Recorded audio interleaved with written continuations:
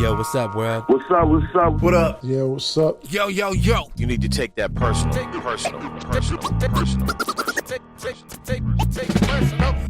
this is KRS-One. Checking out the Take It Personal radio show. Yo, what's up? It's Black Thought from the legendary Roots crew. Yo, this is that G.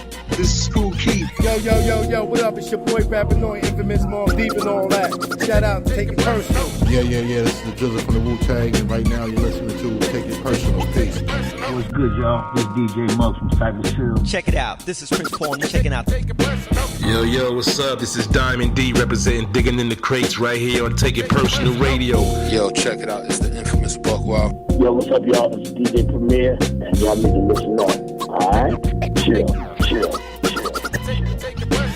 Yeah, what's good? It's your boy KGR. Y'all checking out Take It Personal Radio with my man Solar Flavor, Kevlar, Aaron Wade, and the boy DJ 360. You heard? Hey, yo, this is your boy Pharoahe Monch. Yo, what's up? This is D-Nice. Yo, what's good, y'all? This is Master Ace. Yeah. What up, y'all? This is Calm Sense. Hey, yo, this is OC. Hey, yo, check this out. This is Freddie Fox. What's good? It's your man, the original Dirty Rhyme Scout from Jerry with them to let you know you need to take it personal. This is Take It Personal with Redman, and we in the building. AZ. Yo, what's up? This is Be Real, and you're blazing out to Take It Personal. Take it personal. Hip-hop, the way it should be. Keep it right there, the best in hip-hop. Spinning that fly shit, you heard? Hip-hop, stay winning. Yeah.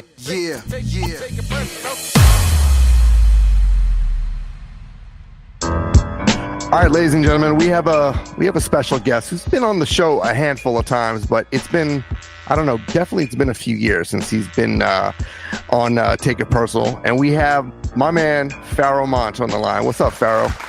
Peace. What's good? Well, you just came off of a big Mets win. We were watching it before you jumped on, but let's talk about New York and this upcoming show, July 3rd. So I feel old as fuck. So if I feel old as fuck, you gotta really feel old. If we're talking about this classic album being 25 years old, Internal Affairs, we have we got M.O.P. We got your boy Prince Poe coming out. We got Kweli. Who else is coming out to support your big show? Oh man, we got Styles P pulling up.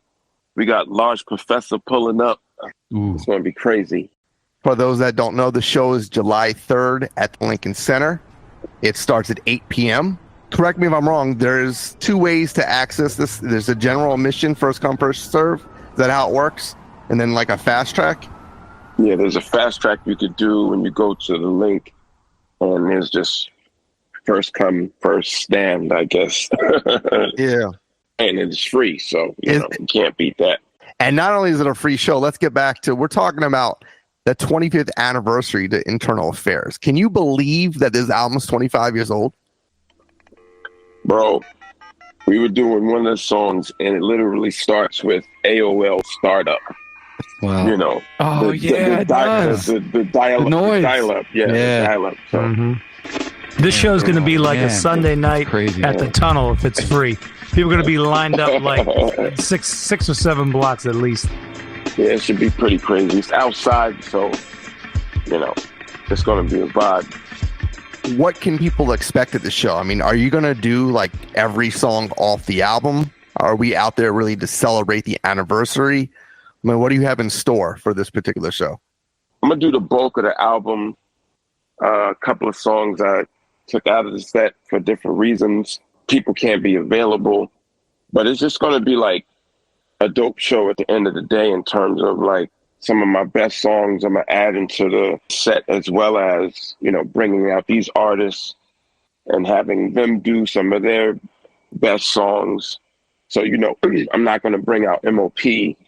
unless I have them do Annie Up. So, Gotcha. Now, you said Extra P is going to be there. Can we potentially hear the Stress remix with you guys? This Possibly. is going to be something like that. You're not going to give away everything now. Getting away everything here. I mean, that's reason to stand and all day long just to get into this show, just to make sure that you. It's going to be dope, man. It's going to be a reunion. and a celebration of that album, but mostly like, you know, the whole Digging in the Crates is going to be there. Just people are going to pull up, man, and the whole, you know, New York hip-hop scene from that time is going to pull up. It's going to be crazy. So, Pharaoh, it sounds like you're going to do like a correction of the fucked up Hot 97 Summer Jam. No, I wouldn't go there. I'm just saying this is really appropriate to the age on some hip-hop shit, this show. Yeah, generationally speaking, fixing it. Exactly. I mean, you talk generationally, right? And a lot of us who went out 25 years ago and got your album, you know, Super Tuesday, right? We went to our record shop, picked it up, tore off the cellophane, put that thing right in our CD player on the turntables and jammed out. And here you are 25 years later in a world where every fucking thing is going up in price and you're giving us a free concert. So God bless you, man. I mean, what more can you ask for? Yeah, man, you can't ask for anything better than that. But that's why it's dope, man. It's at a prestigious place. It's going to be official hip-hop, just me and my DJ, no band, no background, anything, just official hip-hop. And it feels good to be celebrating that album, too. You've been pretty busy in the last few months. So first, people should know that you have an album coming out this fall. We don't have an exact date, but we know it's coming out in the fall. Is that correct? Absolutely. So before we get into that, let's talk about something, because Kev is a huge Mets fan. We're baseball dudes. Just a few weeks ago, you had the honor of being involved in Darryl Strawberry's retirement, number 18. And I know you told me the story, but I want you to tell the listeners the story, how that came about. And really, as a Mets fan yourself, what was it like just to be in that whole environment that evening for the retirement of his number? It was crazy, man. You know, I go back to Dave Kingman, Tom Seaver, when I was, you know, a tot. So I've been through the ringer with the Mets, but, you know, you got to love the team for the history that they have. And the 86 team specifically, because that's the last time. They reached out to me through Large Professor, and they were like, yo, you want to do this voiceover for this Darryl Strawberry, you know, jersey retirement? And I was like, oh, man, I haven't been that excited in quite some time. So we went to Citi Field. We shot it out right outside the stadium. Took about 50 takes because the 7 train kept running by and planes kept flying overhead. Anybody who's been to Citi Field or Shea know about the planes. So it took about 25 takes and knocked it out, and that was it. You probably walked on my brick while you were out there shooting the scene. Oh, that's nice. You got a brick out there. Nice. Yeah, I got a brick. Does Steve Cohen tell you he's a big OK fan? I wish. He's like, hey, Pharaoh, why don't you tell the ladies in the crowd to show off their titties at the game today?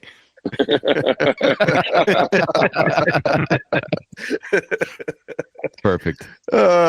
I mean, that would be funny, though, if you know, if that were the case where, you know, someone like that was familiar with that song.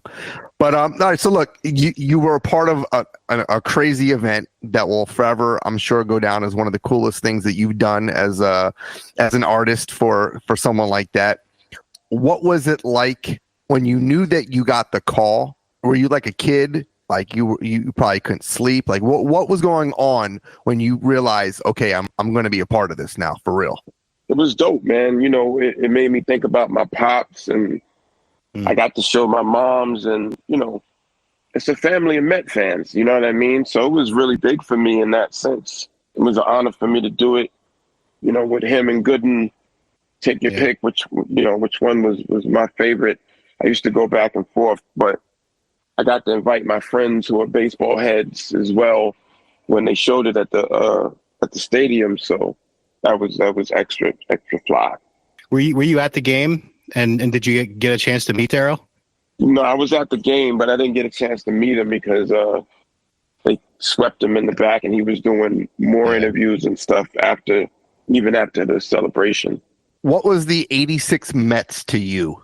Oh man, they had a little bit of everything, but, you know, like I said, I think I've told you this before. I gravitated to Dykstra.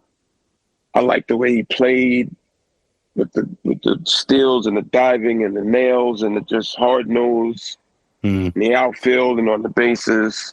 That whole team was just gritty and they had a little bit of everything. And I think, you know, not to sound cliche, you know, New York really took to that brand of baseball, the on the field antics and their off the field shit. So, like, would you ever fuck an 80-year-old? I mean, if you had to. I mean, it's my duty, you know. Right. I mean, you're a good man. But it's not a lot of. It's not like missionary fucking pounding. I mean, no. It's not. But when they won it, you know, I was down the block at my best friend's house at the time, and I literally had an asthma attack. Like, it's crazy. So. Pharoahe, I got a book for you to read. You may have actually already read it, but it's called The Bad Guys Won by Jeff Pearlman. I think he wrote for the New York Post back in the day. So say good night to the bad guy. And it's a whole behind the scenes book on the 86 Mets and like all the fucking shit they got into off the field, on the field, the plane ride from Houston back to New York after they won the NLCS, and like they totally destroyed a plane, and it's such a good read. It's only like 250 pages or so. I read it in like three days. It was great. Yeah. Pick it up. The Bad Guys Won. I gotta cop that. I heard rumors about that plane ride. Yeah. From Houston, yeah. The 86 Mets were like the baseball version of Charlie Sheen, right? Like, who's done more coke in the 80s, Charlie Sheen or Dwight Gooden, right? It's probably Gooden. Winning, giant winning. I'm by winning. Winning. Who's had more hookers, Lenny Dykstra or Charlie Sheen? Like, think about it. More extramarital affairs, Keith Hernandez, Charlie Sheen. So what you're saying is Charlie Sheen did what a whole team did. Who's killed more pussy, Kevin Mitchell or Charlie Sheen? You know what I'm saying? Like, it goes back to Charlie Sheen. I mean, there's a lot of... Charlie Sheen's kind of the man, huh? Yeah. I think David Cohn tried to model his career after Charlie Sheen. True story. Because didn't he get caught like jerking off in the not the dugout? No, right. I'm serious. This is the true story, right? Yeah. So supposedly there was something in 1989 or 90 where he was flashing his wang to some girls in the stands or something. You know, back then you can get away with that shit. You know, he got like slapped in the hand. Today he would have been like Me Too'd and like, you know, sent to play in Japan or some shit. Like fucking Trevor Bauer. Pretty much broadcasting now. All right, let's because Dre hates baseball, but he can't appreciate it. So let's get back to the music. Let's tell people, because I'm excited about the upcoming External Affairs. What can you tell us? We know it's going to be a tentative fall release, but I also know you've been working on this forever. It seems like, when was the last album? I mean, I know 13 you dropped, but before that, it's got to be like 10 years, something like that, right? Probably, yeah, PTSD, I think.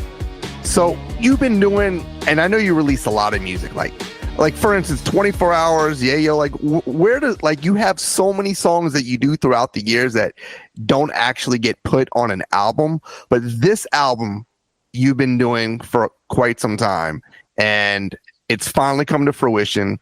I know you are putting the finishing touches on it, but can you share with the listeners what they can expect?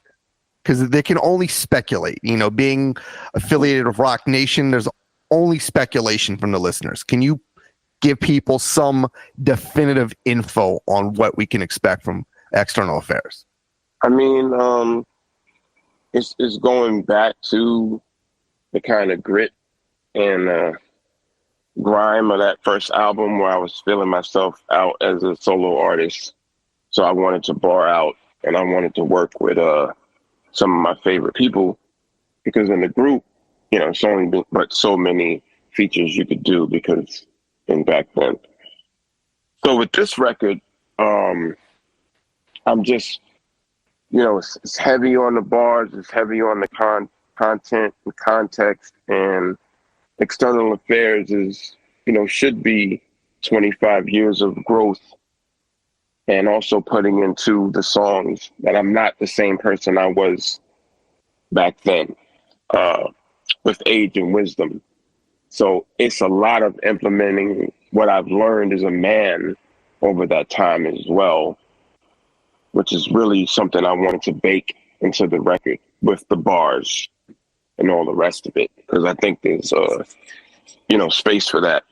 Does this album have any creative sampling back in, or do you feel like, given your history probably with Simon Says, you try to steer clear of everything? I mean, are you guys trying to work some of that style back in as well? No, it's a crazy 90s, late 90s sample heavy record. Beautiful. And we're already in the process of clearing samples, and the record's not due to come out till October. So that's one of the, things with going back to that.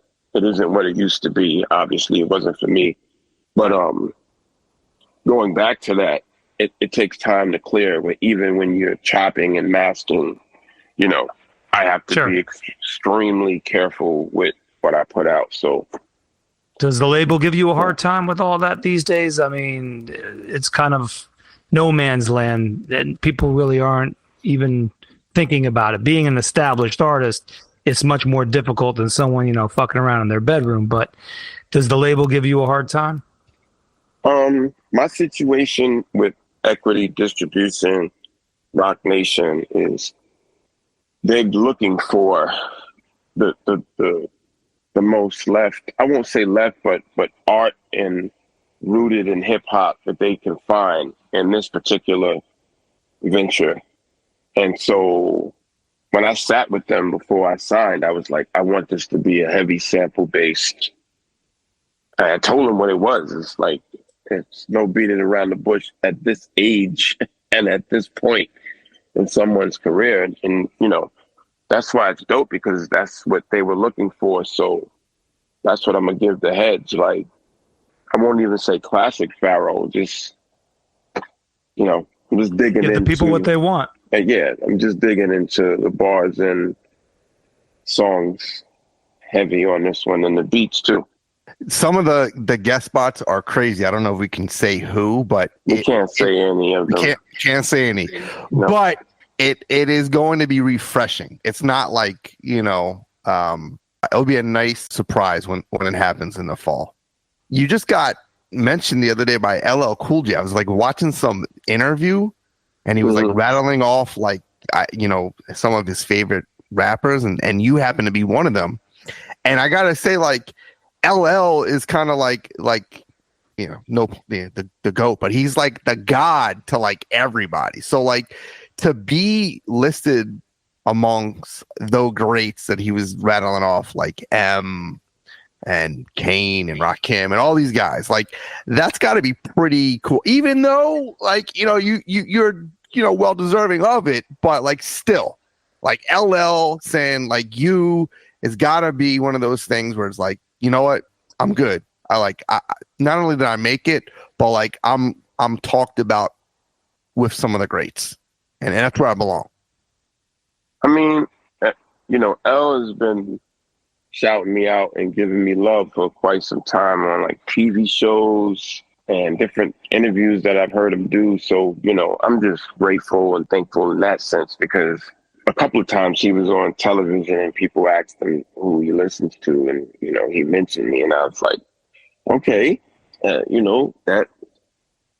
an honor, man, because, I grew up when I was saying in a post that I did recently, I've borrowed and taken so much of his stuff from Damage. Damage! Damage! Damage! Damage! Damage! On Internal Affairs, I said, he says, what is a panther? An animal that kills. I said, what is a scorpion? An animal that stings, and just used the whole same phrasing that he did. So he's always been like that dude to me, in my top with Ra and Kane and G-Rap and KRS-One and LL and all of those cats from that era that really influenced me. Yeah. What's your favorite LL album? Even song. You probably didn't expect me to ask you that, but like as I'm thinking, like Walking with the Panther is mine, even though it's not like a really popular pick, just probably because of the time association with my age. But what is your? It's probably Walking with a Panther because of the song I just referenced is on there where he's battle rap and he's dissing Ice-T, and I believe that's on that album or from that. Yeah. Nitro is one of the greatest LL songs that doesn't get talked about. Talking about Jack the Ripper? No, Nitro. Oh, he likes Nitro. No, I love Nitro. The whole Ice-T thing. That's not Jack the Ripper? No.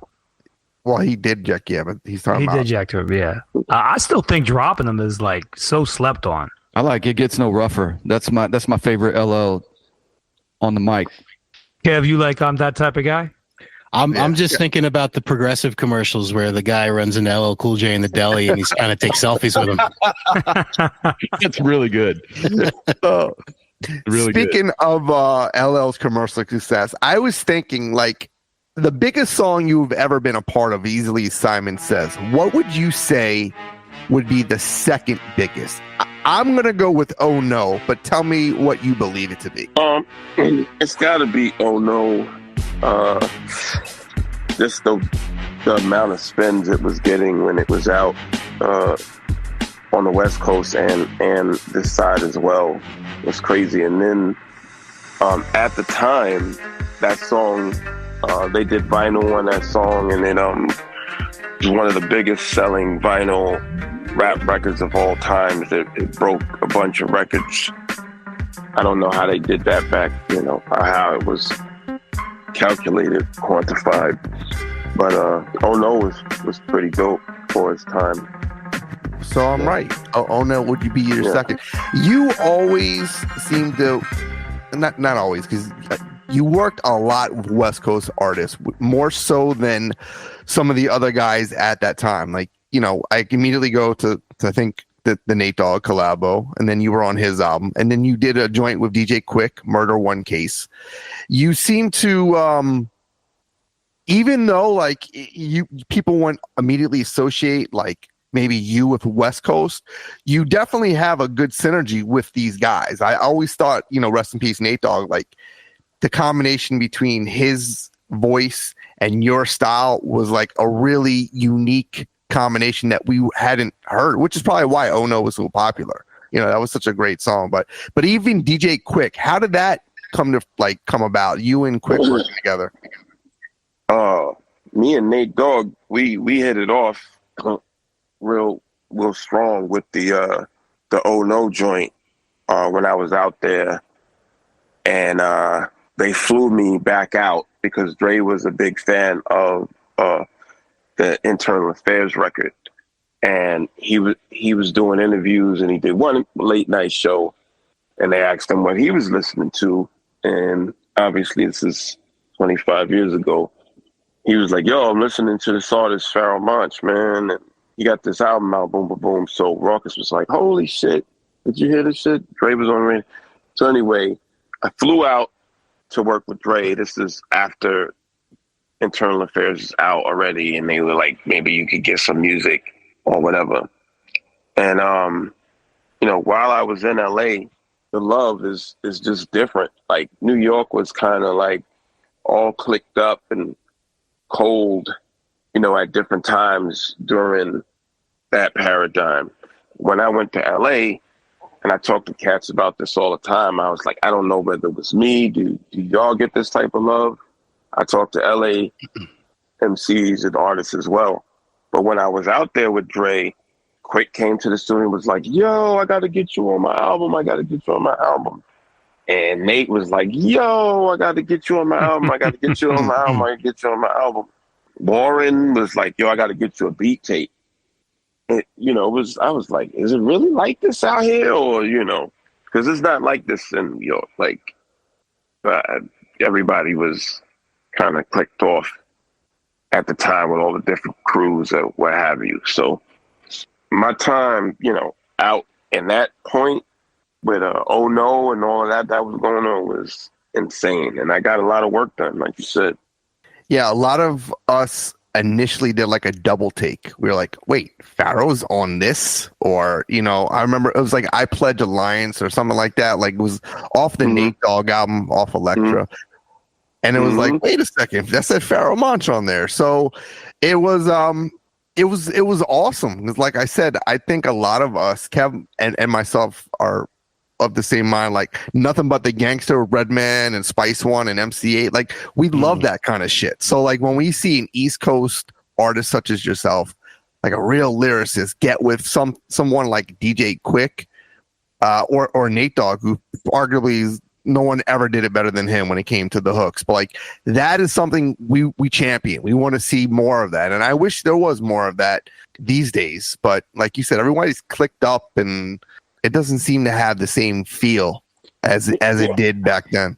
No, it doesn't. And that's why the younger artists do so well in terms of marketing. And, you know, they have their little beefs or whatever, but a lot of them work together, and it is not as, you know, I'm talking about straight like trap pop.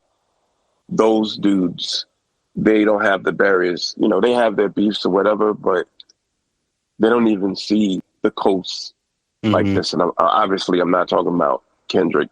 I'm talking about like the younger dudes than that who are doing music. They don't see the walls that, you know, we were seeing back then. And that's what's dope about what they do. You know? Do you listen to any of it? None of it.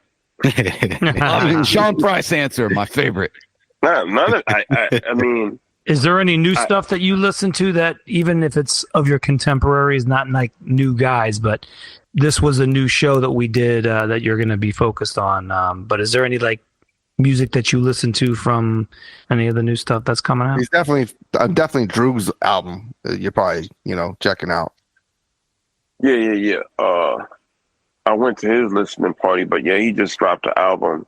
I'm drawing a blank right now. It's just so much good shit. Apathy just dropped a single today, but that's cheating because these are guys who send me music anyway. So I can't even mention these dudes. Well, the Beat Miners came out with their new album, Superstition. He's on. Yeah, so let's talk about that. It's was it My Year? Is it what it's called? Yep, My Year with De La Soul and Chappelle and Corey Glover. And Corey Glover. Yeah. I love that record. That's a dope record. There's a lot of good music out. I mean, look, you gotta look. You gotta kind of like keep up because obviously it's very easy to listen to music and then move on. You know, there's nothing really tangible, so people don't have that connection like they once had with music. So, but as long as you kind of put in a little work, you're gonna find some good music out there for sure. Speaking of good music, I want to ask you, because you know, as much as we've had you on before, I don't think we really like got into some songs. So if we could spend like maybe a minute or two where just kind of tell me either about the session, about the song itself, the idea, the thought process, what you thought when you immediately heard the beat. Let me start with this. This is arguably one of the greatest indie backpack records of the late 90s, Metal Things. Tell me what you thought when you heard that joint and you wrote to it. I love the beat, and you know, OC is already on the team, and I was introduced to FT. You know, I just felt the beat. When I got home to write it, I wanted to go a little darker than usual, not just hardcore, but you know, a little dark. And that's just it. Those were the two things I was going for that I can remember on Metal Things. How about The Light? When you heard the music, did you immediately go to formulating a hook to the music and then let the lyrics come after? Or how did you go about that one? That's exactly what happened. I picked the beat because when I heard it, I was like, I can follow this melody and pretty much write something that can be catchy. And, you know, you start humming out the things, and those are the words that came out. So I was like, since this is kind of jazzy, why don't you write about female situation, make it a girl record. That's it. After you wrote The Mayor, did you want to just like run up to Giuliani and like pistol whip him in the face? Jesus Christ. Who is it? Officer Fleming. Come in. What are you doing with the...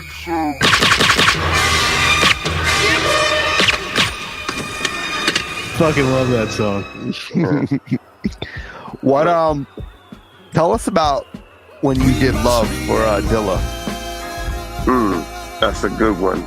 Yeah, I got a couple of beats from him. Plus you get the call. There's certain things that obviously don't have to do with industry guidelines, but literally when you get a call from the Dilla people and they're like, yo, Dilla wants you to be on his album, I was like, Ma, I made it. I made it. Like, yes. That's like the ultimate in dopeness underground. So I got the beat and I was like, this is more where I'm at right now with the Desire album, because that's what the zone I was in. So I was in the studio with Showtime, who sings a lot on the record, and Milan Machinko, who sings a lot on that record, because those vibes I was trying to evoke on the Desire album. So I gravitated to the We Must Be in Love beat with the Curtis Mayfield because of the harmonies and things that were in the sample. So I just had to go with that one. I got a few more real quick. Take us on either like the studio session or what it was like making the next shit with Buster. Because when you hear the beat, you don't even hear Buster. It sounds like the quintessential Buster track. So it was like a perfect, marriage between you guys on there. What when you heard the beat, did you immediately think Buster too? Like, this is the guy I got to get on here? Yeah, I did that beat, right? So I'm the producer on the song, and you saying that just takes me back to this spot, A1. It's a vinyl A1 spot. Records? Yeah, A1 Records. It's a vinyl spot in New York, which is where I got that sample from. And I was listening to it in the record store, like, oh shit, like I can, play along with this Latin style beat and this kind of timing and speed it up a little bit.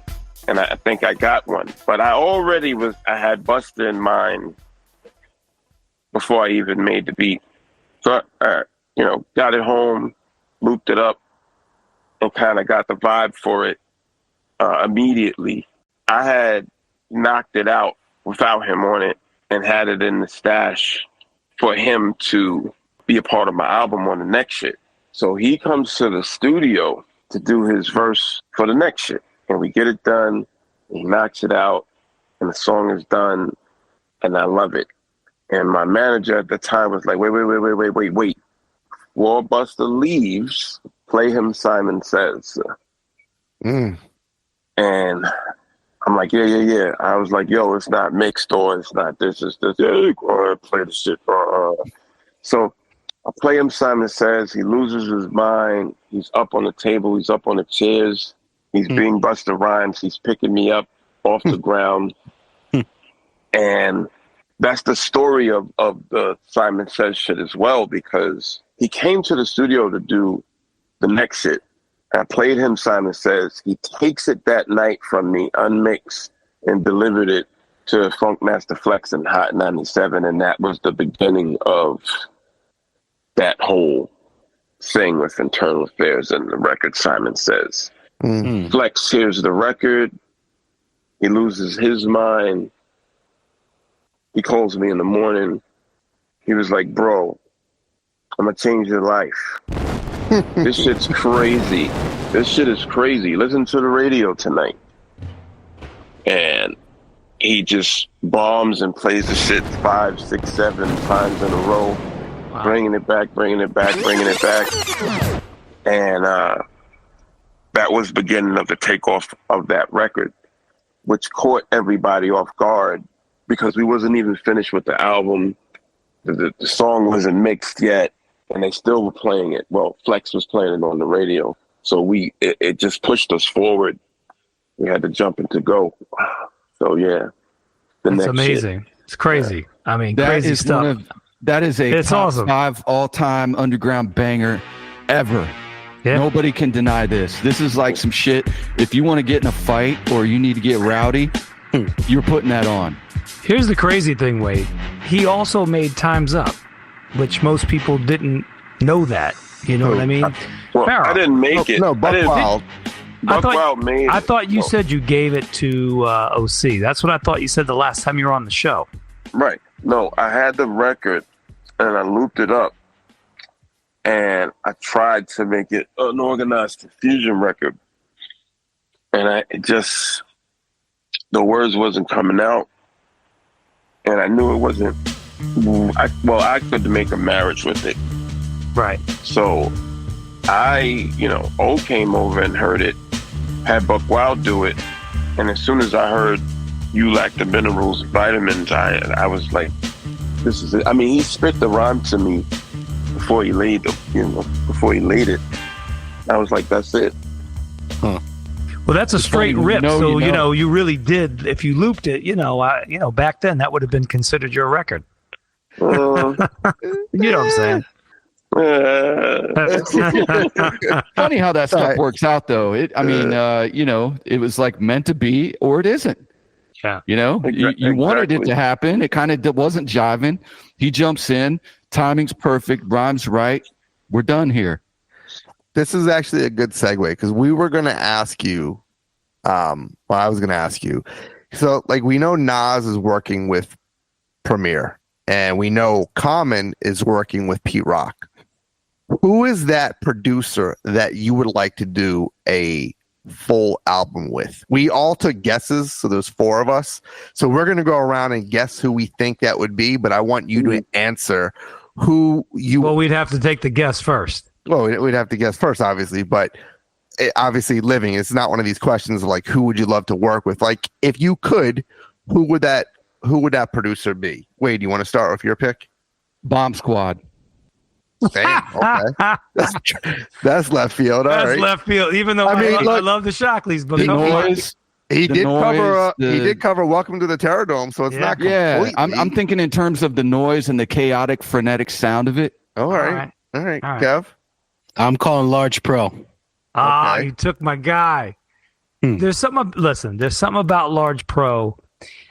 He keeps things to the essence, and he never fucking deviates. Large Pro is one guy who can sample records, but still make it his own, and he's just authentic, man. And I never have to worry about Large Pro. Large Pro will be my guy, 100%. My pick is Buckwild, and I'm going to tell you why. Because first of all, we were just talking about Time's Up, right? Buckwild did Stress. Buckwild did Come On with the Get Down. Buckwild is arguably one of the greatest hip hop producers that just does not get the same mention or credit or accolades as all the other guys we talk about when it comes to Preem and Pete Rock and Diamond D and Dre. Buckwild is my pick. Now, go ahead, Monch. Who is that producer? Funny, man. I was just at Buckwild's house going through music. Just got the invite to go see Keith Shockley in Long Island. This is all vibe shit. Wow, look at this. You spoke into existence, Wade. We're not crazy here. We're not crazy. So, I say this to say this is where my mind is. And my mind is all over the place when it comes to trying to find inspiration and creativity. But it's just so crazy y'all mentioned those 2 cats because I was just with Buck and I was just on the phone with Keith Shockley, obviously 2 of the greatest hip-hop producers of all time. And, sometimes you take it for granted, but I'm like, I'm sitting here with Buckwild, listening to records, just chilling, That's wild. Can I take a moment to just let the listeners know that the upcoming tribute we will be doing on the next producer is none other than Buckwild. I spoke to Buck today, and I am now working on that, because we've done tributes. We've had P Rock as a guest. We've had Premier. We've had some of the greatest producers. We've had Eric Sermon on, and Buckwild is one of those guys. I was just going through his catalog. I mean, Farrah, you know this, but like when I rattle off, he did Fast Life. He did Ho Happy Jackie, which is one of my favorite AZ songs. He did Put It On, Big L. You know, obviously he did Stress. He did 13. He did OC's Ozone Word, Lifetime's Up. I mean, it goes on and on. It's ridiculous, his catalog. And I just can't understand why he is not mentioned in the same breath as some of the other guys that I mentioned earlier. He's, I hope it's Buckwild. I hope you and Buck work together. You guys have great chemistry. You've always had a great history. Bring It On. I mean, Bring It On. Which is a better remix in your... No, I shouldn't say that because that's putting you on the spot. If you had to rank a remix in a top 20, is Bring It On or Stress on that list? All time remixes. No, the Stress remix is insanity. That's like top 10 material. Bring It On could be top 20-ish, but Stress remix is arguably one of the greatest remixes of the 90s. Can we agree on that one? Agree. For sure. I would have to agree. And he turned just to watch him make that beat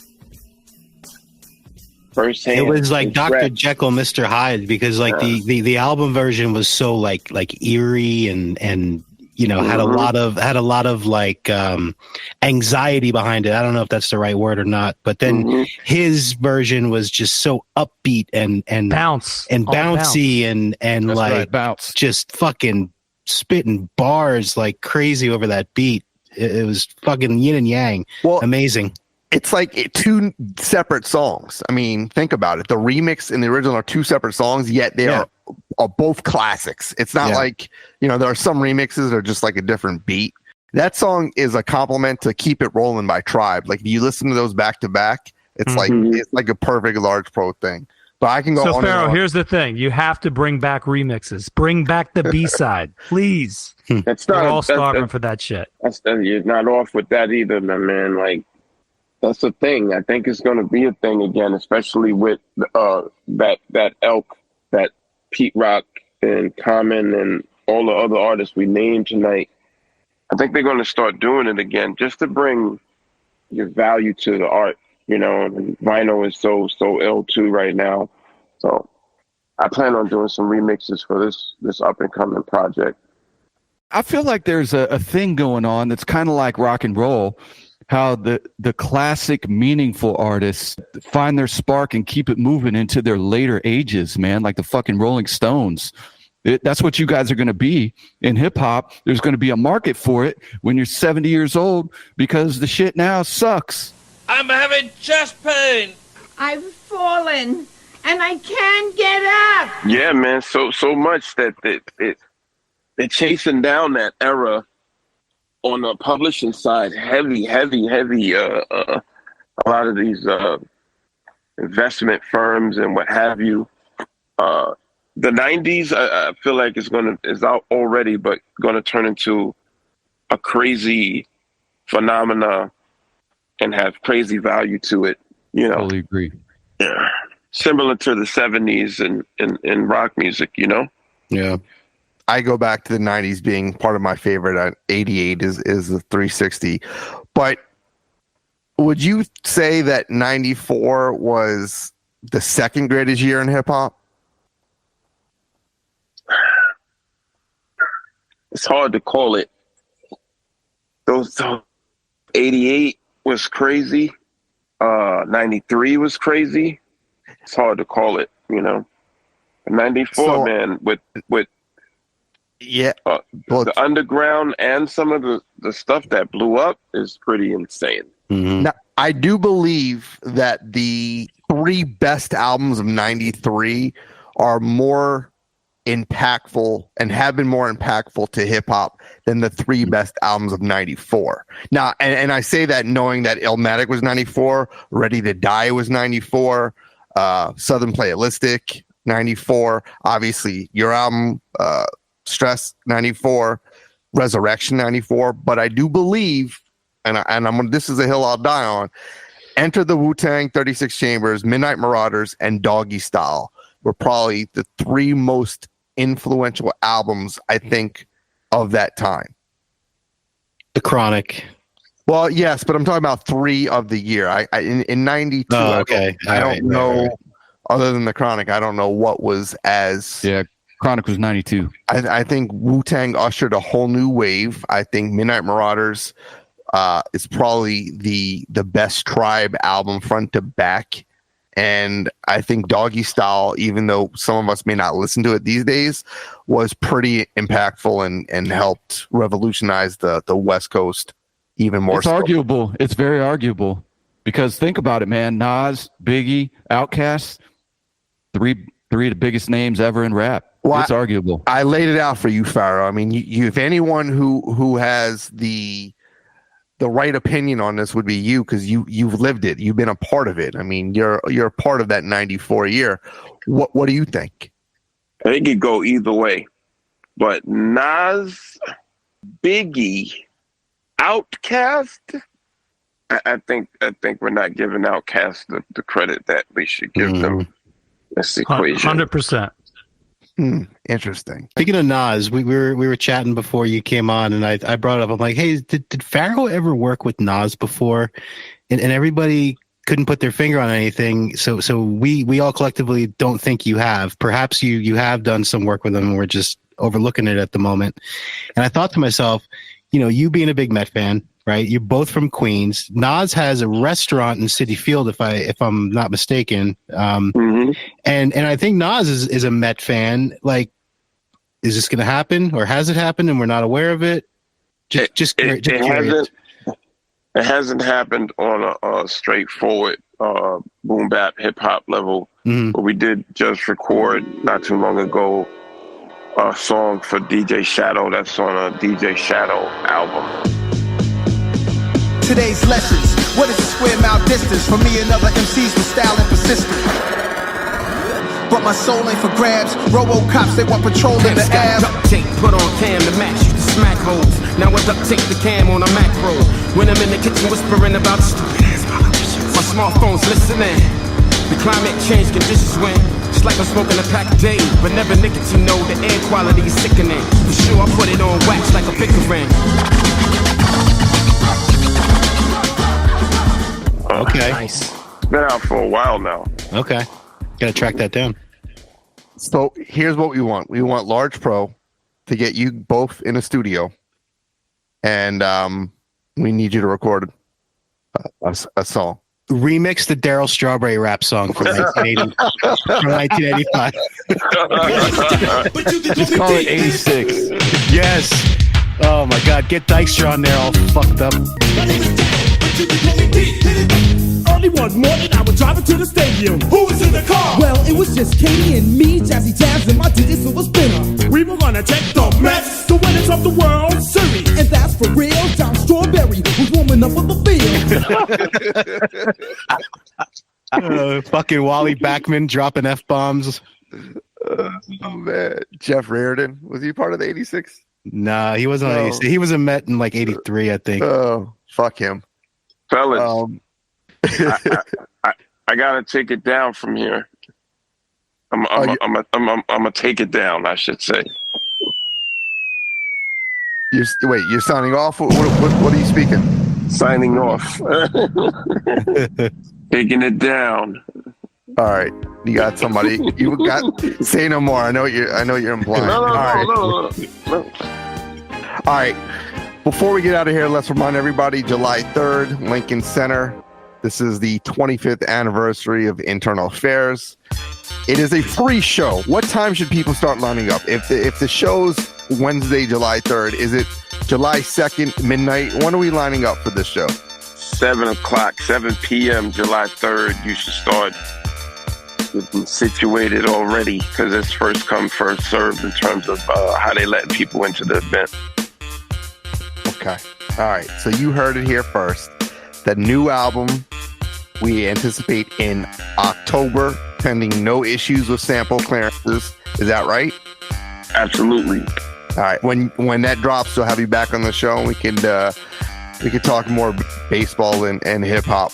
For now, thank you for stopping by. I have, obviously a million questions we'll get to next time, but by then we will hear the collabo with you and Nas. We will hear what else? We will hear the Buckwild and Pharoahe collabo album. There's a lot of stuff in the works.